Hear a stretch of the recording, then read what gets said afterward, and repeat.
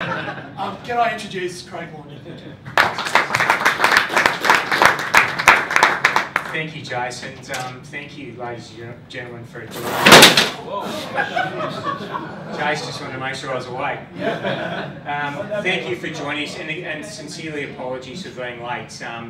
Two things. One, it is a bloody long way here from Strathfield.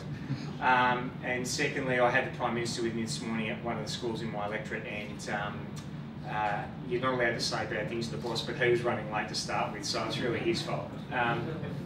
Look, I'm conscious I want to keep as much time as possible for questions, but my portfolio is a combination of three things. Small and family business, and I had the option, great honour when being elected, when you first get elected, you make what they call your maiden speech, where you set out, who you are, where you come from, and what you hope to achieve. And I actually said in my maiden speech that the Minister for Small Business in this country has been incorrectly titled for 112 years at that stage. It should be the Minister for Small and Family Business. And when the Prime Minister rang me up and asked me late December would I do this, and he said, look, we've got three main things we want you to do, but we don't know what to call it. And he said small business first, and I said, well, can we start by calling it small and family business? And he said, yes, that's a great idea. So there's that component. There's what we're now calling the workplace, which is industrial relations, which is a great thrill but a great challenge, because historically it's not often that we, on the Conservative side of politics, have industrial relations in the lower house. And when we do have it in the lower house, we normally have it with safe seat holders. The most recent lower house Minister for Industrial Relations was Tony Abbott, for example, and Warringah is obviously no Reid. So I've been given the challenge of handling industrial relations for the government in a marginal inner west or Western Sydney seat. So that could be one of two things: a ringing endorsement of the Prime Minister's confidence in me, or a clear sign that he wants me gone at the next election. And then the last piece of the puzzle for me is deregulation. And you hear a lot of politicians talk about red tape. My background pre-politics was family business for 23 years. One of the major driving factors in me turning my back on my career for a little while and heading to Canberra was 23 years of sheer frustration dealing with three levels of government in this country, the vast majority of whom have never fired a shot in the real world in their life. In fact, probably worse than that. If there was a way, it was my thoughts at the time, if there was a way that they could design things to be more complex, complicated and take more time and stand in the way of your business's productivity, I think that was the terms of reference they used when they designed policy.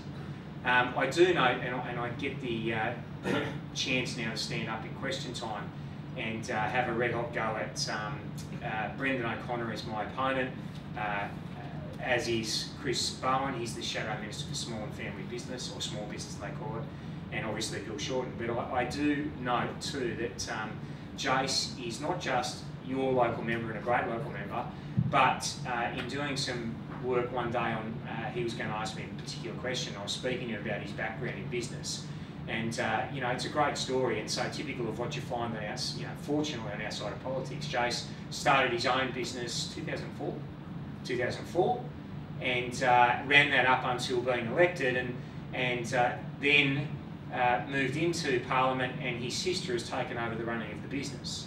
So you're indeed blessed to have a local member that gets what you do because he's done it, and he's a passionate advocate for you and the space you operate in. Look, that's really enough. I'm as boring as batshit. So why don't I set out very quickly what we're trying to achieve. Obviously working on some stuff new into the portfolio that we will announce in the budget, and I'm not at liberty to talk about that at the moment, other than to say a very big fan of continuing the instant asset write-off. And I know that many in the room, I've just seen some shaking heads, have obviously been taking advantage of that for the past 3 years now. It's a very important policy, and we're working hard with the Treasurer to ensure that we can continue that. Tax cuts continue to roll out. Obviously the small and family business component of that, with turnovers of up to $50 million, have passed the Senate, are in the process of decreasing over time.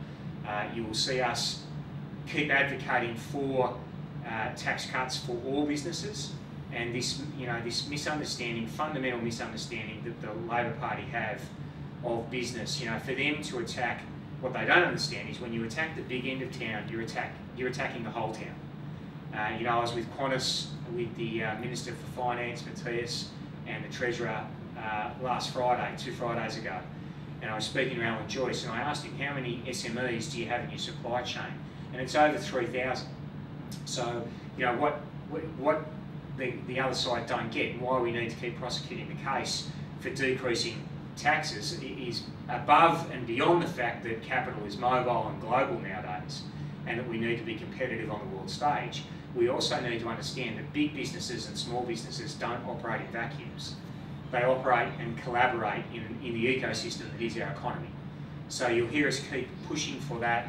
I expect you will see some announcements for you on the personal income tax side of the fence, depending on where you sit in the scale of things. But I don't want to steal the Treasurer's glory. That will be announced in the lead up to or on the night of May, or second week in May. In terms of deregulation, you'll hear some more being said about this. One of the things that in my prior role in industry, innovation and science that I got given the chance to do was business simplification. What do I mean when I say that? We need a new name because it's not very sexy. I'm a very big believer in using technology to speed up the time that it takes for you to comply with all 3 levels of government. And we have launched with New South Wales, for example, our first deliverable, where we chose a particular subset of businesses, which was bar, restaurants or cafes in the Parramatta LGA district, in the state of New South Wales and the country of Australia, which sadly, until recently, have operated pretty much as 3 different countries in terms of regulation. And we have what they call codified our regs, and then we've spun them into what is called an API. Now, I'm not a tech head either, but what that basically enables us to do, and what we have done, is we've embedded the 12 things you need to do with us in federal government in the Service New South Wales' website and into the Parramatta LGA's website. So the idea being there's no wrong door. You can jump onto either of those 3 websites, and ours as well, and look back the other way and start a business. We plan to do this, it's a very pragmatic approach, for whole of business life. So surprise, surprise, the next thing we're working on codifying and APIing is everything you need to do to employ your first person, which is usually the step that comes with it.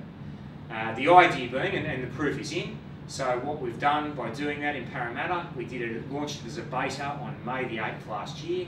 It went live on that date. We've had some 91,000 people come through to our side of the fence through Service New South Wales, so people are actively engaging and looking. But the end result is the time it takes to open that strain of business in Parramatta has gone from 18 months to 2. And it's fast on its way to 1. It'll be on 1, I would say, within the next 3 months, 1 month to open your business. What does that do? Where's the value proposition for the business? Quite clearly, they're up and running, hopefully profitably. Where's the value proposition for me in government? They're hopefully operating profitably and hopefully employing people, and guess what? I shove my hand in your pocket and take tax. So, that's the blunt approach, the new, and again, probably a motivating frustration for me entering politics, as I said right off the bat. Most politicians stand up and talk about red tape and regulation, they've never experienced it. What are we trying to do? What am I trying to do? What has the PM enabled and empowered me to do? Not think like a regulator for the first time in 116 years, but to start thinking like your business partner. And if we reduce the cost and the time, or the time and then the cost of compliance, we reduce that line item in your profit and loss, in your expense side of your profit and loss statement, and that flows to your bottom line. Guess what you do with it? You reinvest in your business and employ more people, and guess what we do with it? Again, we shove our hand in your pocket, we take tax off both. So that's very much the change in thinking that you'll see. We do have, for example, and I'm very big in bite-sized chunks, so sadly in federal government we have a thing called Council of Australian Governments, COAG. That's normally the process that most of my ministerial counterparts will use on the deregulatory framework to try and get 8 states and territories and all the councils underneath them to work together to be honest, that's like herding cats. So in 3 weeks' time, and this is, I think, my business background, my family business background, very pragmatic. In 3 weeks' time, the Small Business Minister in Victoria, Phil Dalladakis, the Minister for Better Regulation in New South Wales, Matt Keane, myself and the 2 Shire mayors or presidents or whatever the hell you call them in the bush from Albury and Wodonga will be meeting in Albury or Wodonga, yet to be established, and we will be dealing with, for the first time, proactively cross-border red tape and deregulation. Why? Because this is how we did business simplification. If you can sign up New South Wales and Victoria in isolation, you then got something, as my father's always said, Victoria and New South Wales spill more beer than the rest of Australia drink. So you've then got nearly half our population working with you proactively on a pilot. You've also got something you can take to the other states and territories and pretty much say, hey, listen, when you want to do this, come soon. We're pretty busy doing it over here. You're pretty much inconsequential, but when you want to sign up for it, give us a yell. Surprise, surprise, with business simplification, we had every state and territory sign up within 3 weeks. Sadly, with COAG, we'd probably still be talking about it today. So look, there's, I guess, a bit of a broad brush. Happy to drill down into the weeds on any of that. Happy to answer questions that I haven't covered.